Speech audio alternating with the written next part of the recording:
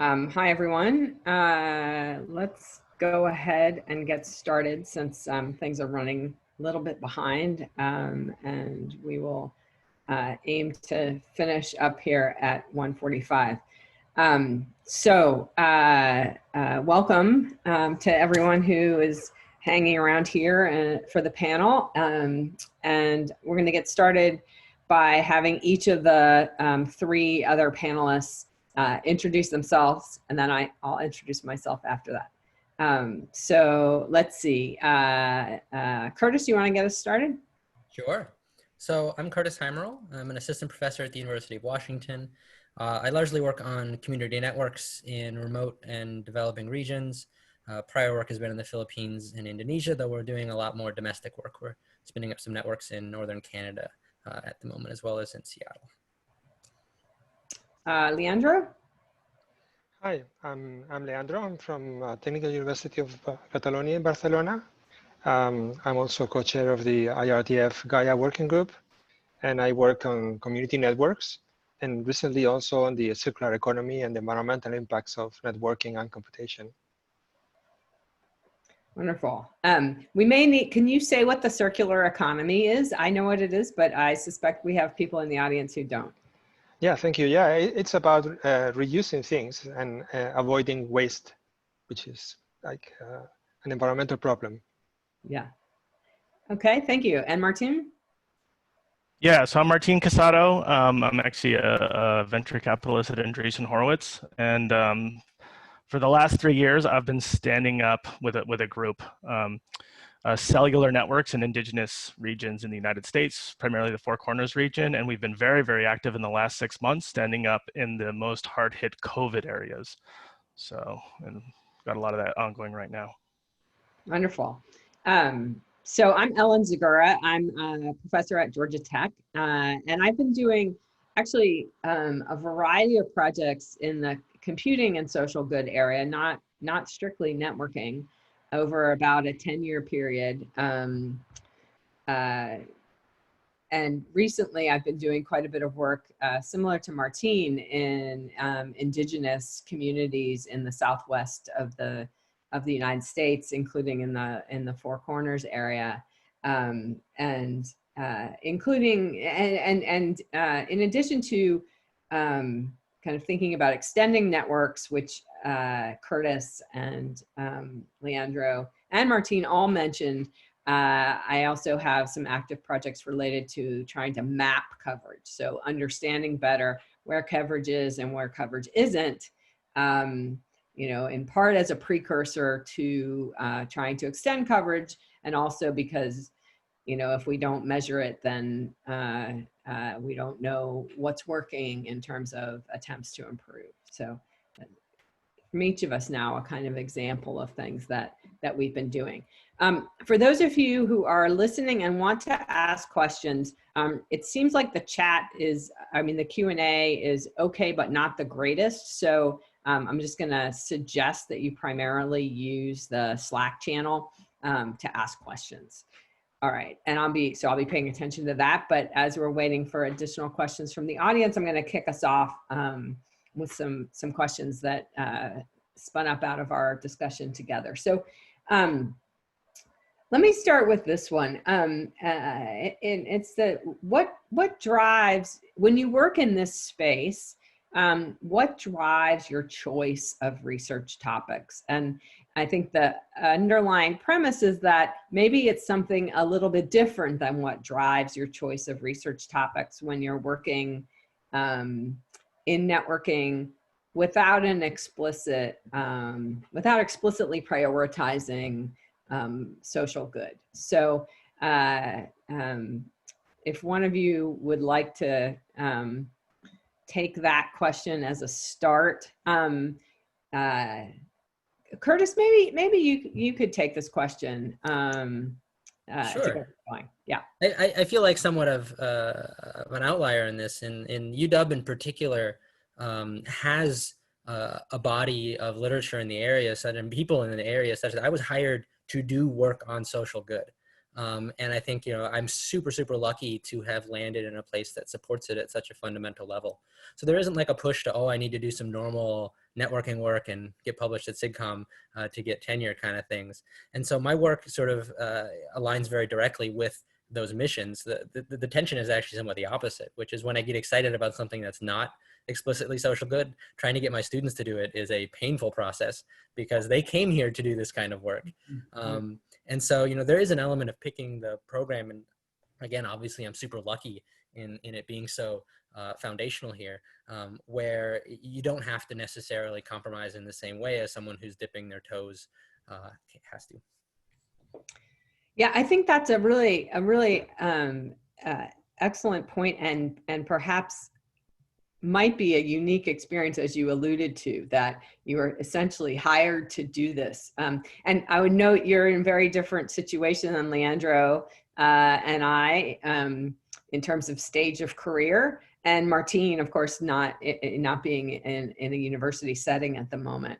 And this question of whether students want to work in an area they feel has social good to it or not is obviously appealing to students is incredibly important part of being able to make progress. Yeah, I want to briefly call out, I mean, there are other programs, GeorgiaTech, of course, being one that hires people like Neha Kumar who work exclusively in these areas. Michigan is another one. So it's one of those things that's kind of a growing bubble.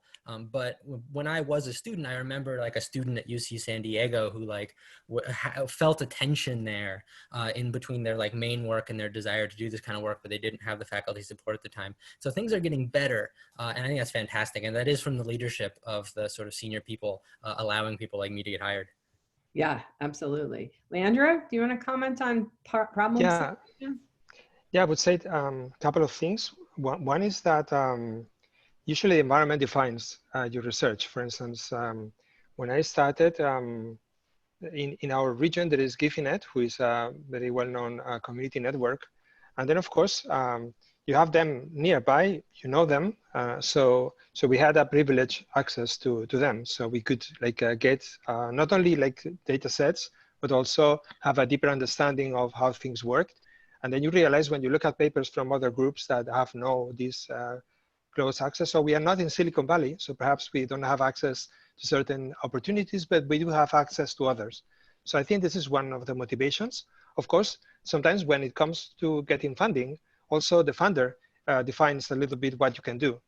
And finally, what students appreciate depends also on two things. One is that if you can provide them a unique environment to do the research, which gives them a competitive advantage.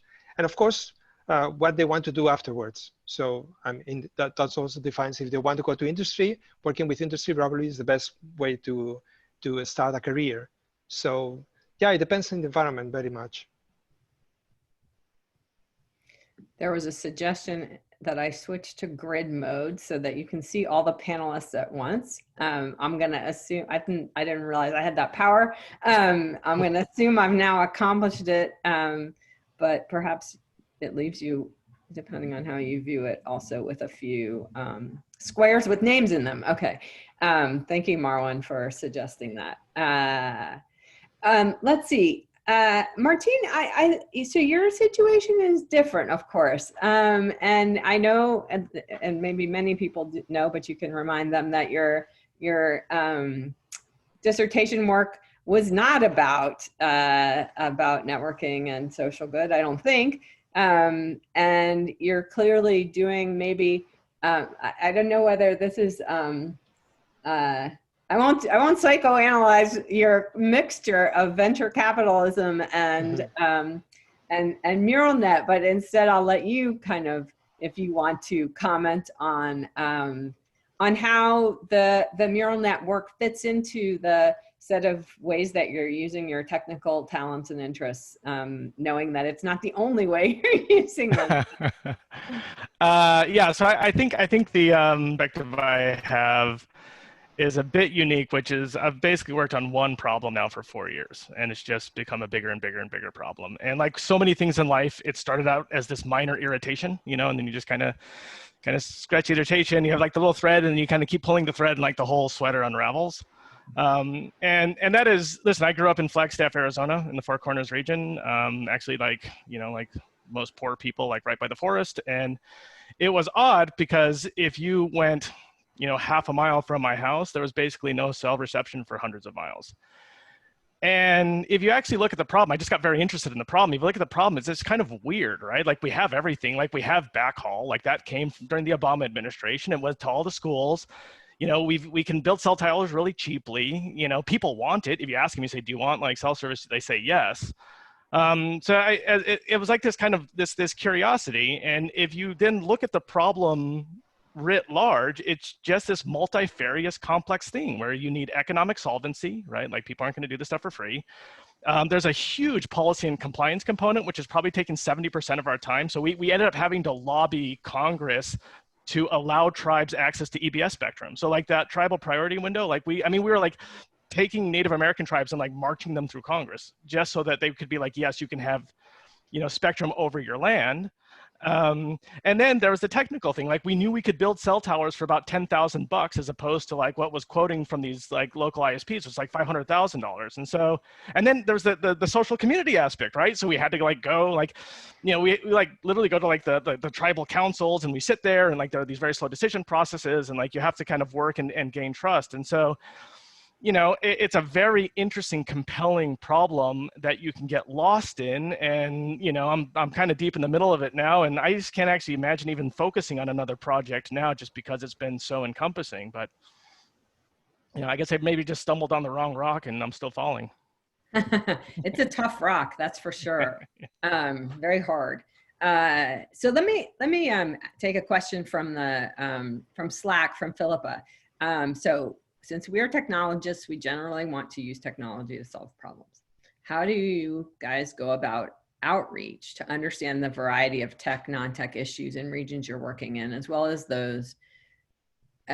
which of those problems are best served by technological solutions? And actually, I think there's a bit of Martin's answered a bit of that, if not explicitly, implicitly. And I guess maybe I'll simply start by saying, and this is consistent with all the projects I've done in the social good space, whether they are networking or some other form of computing, and that is that partnerships and relationships are absolutely central. And perhaps this is also a bit of an answer to the first question about how to choose a problem. I mean, if you don't have a partner and a relationship, then your chances of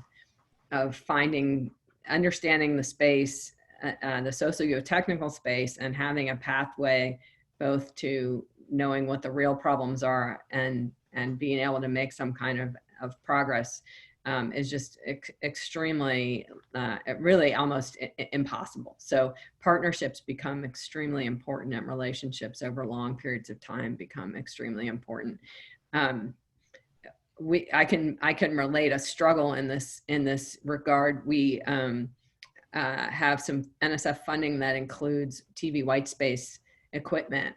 And we've had a tremendous challenge getting that deployed on a pueblo in northern New Mexico. And to be perfectly honest, we actually don't understand exactly why it's turning out to be so difficult, but it's clear that it's some kind of interpersonal relationships and not whether there are available channels. I mean, it's not a technical problem. It has nothing to do, well, actually, let me take that back a little bit. There may be a perception that TV white space links are still too flaky to be, or the installation is too, is not yet turnkey enough. That may be causing some hesitation. That's not the whole problem. Martin may know more about that problem. So that's to sort of share a personal component of that. Anybody want to grab this question? Leandro, you look like you might have something. Yeah, I can add two comments. One is that typically as technologists, we bring our bag of tools and then we expect the communities to use them, but maybe it requires some time. There's a process, and maybe this is not really the answer to the current problem. So you need to be able to be there, to be with them, and wait until this your tool becomes the real solution. And well, in all social problems, it takes time. Short time in social terms means a few years, whereas we typically think in few weeks in technology. So, so this is one of the annoying parts, is that our solutions cannot really put there because they are complex, these are complex environments. And the other thing is that each community, each location is different. So there is no solution for all. There is a solution for in a given time, in a given process by a different community. So you need to really, to establish a collaboration and be ready to do something else that you intended to do before you can introduce the thing that you really like it or you want to test. So this is like a bit of a challenge. Yeah, and I want to briefly jump in to just discuss it in the context of academia, which is, I think we're actually, as networking researchers, we're in a great positive spot. Every time I've turned on a network, there's a line of people. This isn't something like healthcare where there's a big behavior change component trying to convince people that this is a good thing.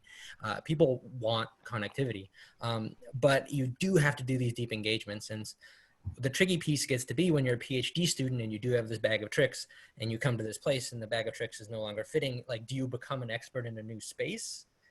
Or do you just move on and try to find a different partner? And I think the better answer is usually the second one, especially in connectivity, because there's so much need, there's so many places you can go. But this is really hard for our colleagues in other areas where, like HCI, where, you know, ostensibly it's all within the bundle, and people get pulled down into becoming experts all over the place. Here's a question from Yes, about making technology and deployment sustainable. Who runs it? Who pays for it to be sustainable? And I'm going to actually connect this question in as well into the funding question. So this is a huge challenge, and frankly, I think it's an ethical responsibility. If you partner with a community and you are working on deploying technologies, you cannot just say, sorry, the 3-year NSF award is over. And so there are real implications for actually being very careful about where and who you choose to work with, because you are morally obligated to retain a connection far longer than you would in many other research areas. Maybe Kurtis or Martin, do you want to comment on sort of how you've dealt with what experiences you've had in sustainability, and what are some approaches you've taken to make the technology deployable and deployed over longer periods of time than, say, the window that might be needed to get the research done? This also has to do with whether we're extractive in our relationships with communities. Kurtis? Martin? Sure. I'll jump in. Yeah. You bake it in. And this is part of the discussions with the communities to start, are the expectations, what your funding is, how long that funding will be. And I think the neat thing has been, I think Leandro and Guifi are great examples of being able to build those systems. And then you start to do even research on the sustainability of the systems themselves. And unfortunately, that's not usually a SIGCOMM topic. That's something that I think there should be more of, because that really, really is important. And a lot of the architectures that we work under are actually, defined by the sort of money flows that are present as well. But yeah, you have to have these discussions, and you have to bake them in early. This network we're setting up with in Tacoma, just south of here, is with a Tacoma Cooperative Network. They're already taking their fundraising systems and having users pay for service and all these kind of things. And so partnering with an organization that knows what they're doing helps out a lot. Yeah, I can say a couple of things. So, yeah, I remember once being in an airplane. I was young, and I sat next to this guy, and we were chatting. I'm like, "What do you do for a living?" And he's like, I sue the government and I make land wilderness, because once that happens, I never have to worry about it again, and they can't touch it, right? And I'm like, wow, what a great model for change, right? Like, and so I think this actually applies to a lot of social good, which is there are things that you can do that you can walk away from meaningfully. And a lot of that has to do with policy. And so I would say maybe 70% of the work that we do is that. So for example, if you get a community access to Spectrum and you give it to them, it's theirs. Now, will they use it? I don't know, but they have it, right?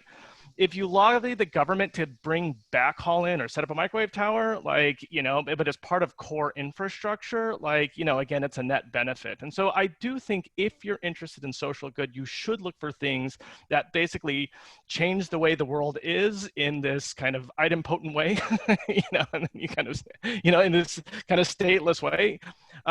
That said, every deployment we do, you always create local capability. What I've found really great is every tribe, for example, has like a local IT person who's actually great, you know, and they're like super smart and they know what they're doing and they can be trained and they're happy to be trained. And there's a whole bunch of partners that are also used to working with them and they get paid and they're there. And so there's a ton of infrastructure that you can draft on.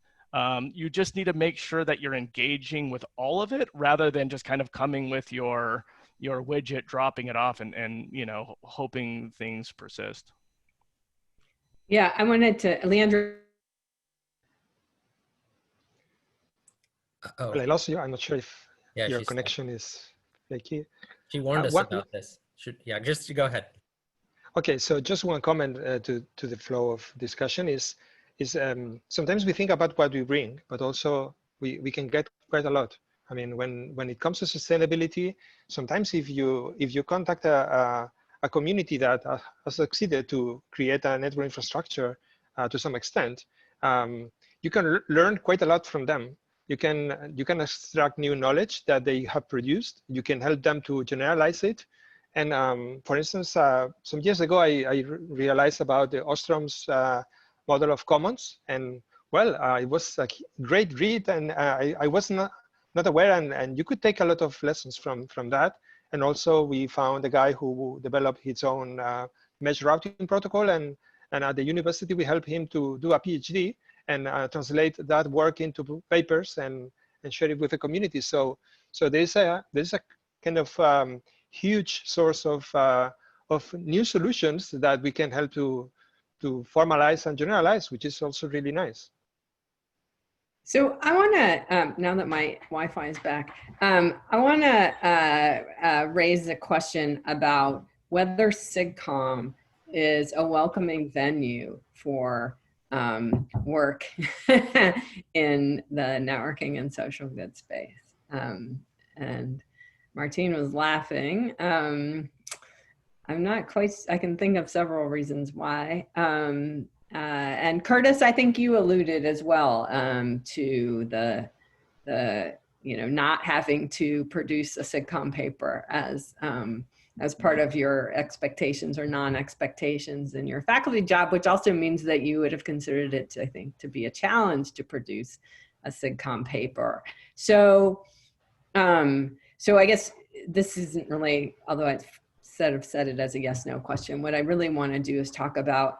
Well, I guess, should SIGCOMM try to become welcoming to this kind of work? And if so, what would that require? And if not, then, you know, where are the forums that are doing a good job of being welcoming to the work? So who would like to jump in on that? I guess I was called out, so I can answer a little bit. Yeah, there's certainly a tension here. I'll say I have not published at SIGCOMM.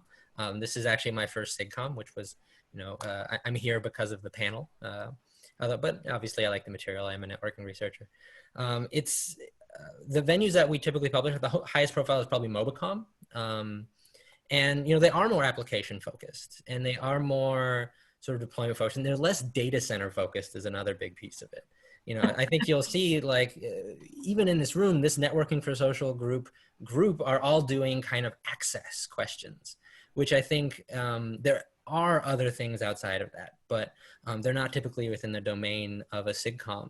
Whether SIGCOMM should do that or not, I mean, there are venues, these are friendly places, and our work does get published. If SIGCOMM would like to expand in those kind of directions, there's certainly appetite to do it. My favorite piece of this is how much is going on in industry or pseudo industry. I think Martin's MuralNet work is, I think, one of those examples I use to show of kind of motion and energy and money and flow. And there's things like the Google Chrome Access team. There's a Next Billion Users team. There's the Access team at Facebook. And so, you know, there are a lot of networking researchers working on these kind of things, but it's not usually here. Mm-hmm. Martin? Yeah, go ahead, Leandro. Yeah, maybe one comment is that I suppose that SIGCOMM could be a good environment. The only drawback I would say is that it's my impression is that it's too focused on the mainstream networking sector. So if you look at for instance the universities or the institutions or the companies involved, they look at problems that appear on the mainstream networking model, which serves for, let's say, to some extent, for 50% of the global population, but that doesn't seem to work so far for the remaining half of the world. So how do we serve those? Which place do we have to go? I would say that at least this is something that we discuss in the Gaia working group in IRTF. That's probably related to what people do in IGF, in the Internet Governance Forum. Or for instance, our community networks meet together in the Wireless Battle Mesh, which is a workshop where they discuss about mesh networking, you know, and related aspects. So there are other environments, but I could see this year there is one paper that talks about the public core, which is close to what we are discussing. Yeah. Yes, and I think that is an unusual paper for SIGCOMM to take, and you know, to my mind,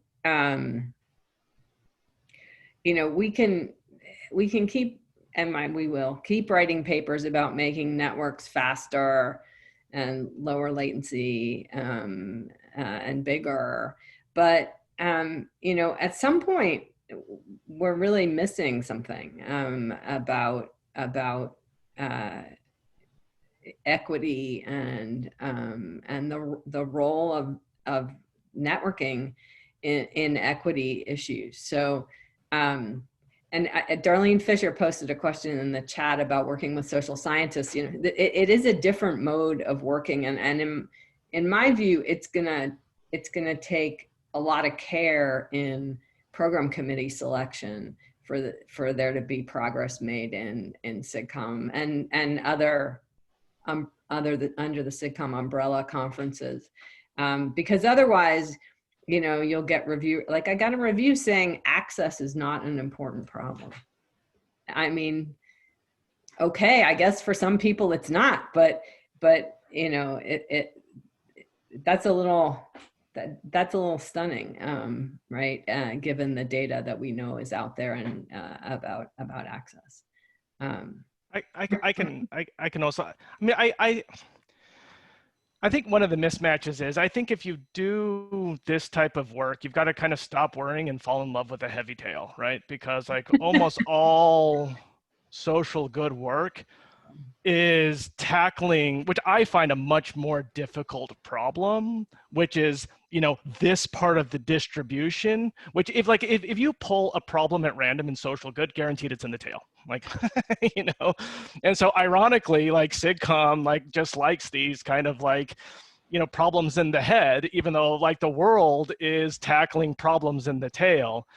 And so, you know, whether it's kind of, you know, work that I've done, you know, in previous lives at like Nicira or VMware or even the Mural work, if you write a paper on it, let's say we've deployed something for 3 years and you write a paper on it, like the paper is like, here are the design choices that we made in this kind of like tale of complexity, and there were economic trade-offs and there were social trade-offs, and like that's the paper. And if you took an integral over all of those problems, you'd be like, wow, there's a lot of problems solved, but there's no single problem that's like, you know, like we've cracked, right? And so in the past, and you know, I haven't actually read SIGCOMM papers in a few years, but in the past, you know, like OSDI or SOSP or NSDI, they're like, we appreciate the problems in the tail, right? Because they're hard, and we know that if you take an integral over those, that's a big value. But that just hasn't been his SIGCOMM thing. Like SIGCOMM likes, like, well, at least the aesthetic that I'm used to. And so I miss everybody here, and I'm glad to be back. But I do think an appreciation for those that have spent years chewing away at like non-interesting independent problems, but tackled a whole hell of a lot of them, should be, you know, considered highly. Yeah. And just to interject with a little bit of positivity, like things like our MobiCom paper, things like our NSDI paper, the things that have been appreciated, I think it's more systemsy, are like big deployments. If there's a lot of numbers, if like you've just done a shit ton of work and it's clear, like they will take that paper. And so there is a space to do this. It's a lot of work. And it's, you know, we're only chunking out that little technical bit to push to NSDI, as much as Martin's making that point of like the thousands of meetings with Globe Telecom. Not get in the paper, but you can do it, and you can, you know, get a dissertation like that. Leandro, would you like to jump in on this or any other topic? Well, I would say that if you look at like a decade of papers from SIGCOMM, you can see that people is nowadays really on small details, so which is comparable to tackling like a small community and understanding their problem and coming up with a solution, and that combined to the that the usual suspects belong to a certain community where they see around. I mean, we are very bad in dealing with things we don't see, like COVID, for instance, but also like problems that are not nearby. So I know the challenge is that researchers from developing countries have very big difficulties to produce papers that are SIGCOMM at the level of the SIGCOMM. So we don't see that, even though they are there. Or so I suppose that as if research becomes more international, and if the usual problems get like exhausted, we can find more participation from these other topics, where there is a huge source of problems that are not in the frontier of technology, are in the frontier of society. Yeah. And climate change is one example of that. We cannot expend too much resources on solving a problem, because, well, we might not have an environment to live in. So let's go for simple things that work for billions of people as well. That's great. I'm going to grab a question that showed up in a couple different places, which has to do with COVID-19, and you know, has that changed any current work in the social good space? Are there opportunities that relate to networking and COVID-19? And I'll say one thing is that indigenous communities have been incredibly, in the United States, have been incredibly hard hit, disproportionately hard hit by COVID-19. Navajo Nation has one of the highest rates of cases and deaths. And so we are very much seeing that it's affecting our partners in extremely serious ways. We're also doing some looking at mobility data and COVID spread. So connecting together what we can see from location-based services about mobility and where cases seem to be flaring and not. Martin, anyone else want to comment on COVID-19 opportunities, challenges? Yeah, I can quickly. So we're actually doing a bunch of like COVID response networks right now. Actually, when we started Mural, like the target was the homework gap, just because that was a hack to get EBS spectrum. So like our view was like, oh, you know, like kids go home, they can't do homework, but they do at school, and the school already had backhaul. So if we say we're working with the school, we can get the EBS, yada, yada, yada. So that was where it started. But the same communities that we're dealing with that now, if you're like forced to work from home, you're really in trouble, right? And so we've been able to do what's called, oh, I forgot the name, but I can send out for those who are interesting, but we can actually stand up emergency networks and get emergency access to spectrum. So there's a lot of dispensation in order to do that. And so we're doing about a network every 2 weeks in order to address this. And like actually the government has been fantastic around that. So I actually think that, I mean, right now we've probably got 30 in the queue. Anybody that is interested in helping, just drop me an email. We would love any sort of help, including climbing on buildings or whatever. But I do think that now is I mean, I think now we have everything in place, and we literally just need the warm bodies and the funding to put stuff up. Mm-hmm. Yeah. Okay, I don't want to contribute to too much damaging of the social good of the SIGCOMM schedule. So I'm gonna I'm going to end this, but let me say there are a number of great questions and comments on Slack that we did not really, either we didn't touch at all or we only started to touch. I'm going to go in and add some content to those, and I'd encourage the other panelists, please feel free to also add in answers and discussion in the Slack channel. Thank you all so much for doing the panel, and I think there are some really good, I hope, takeaways for the SIGCOMM community from the comments that were made and the kind of work that's being done. So all the best. Thanks, Thank you for running the everyone. panel. Thank I you. miss Thank everyone. you. Bye.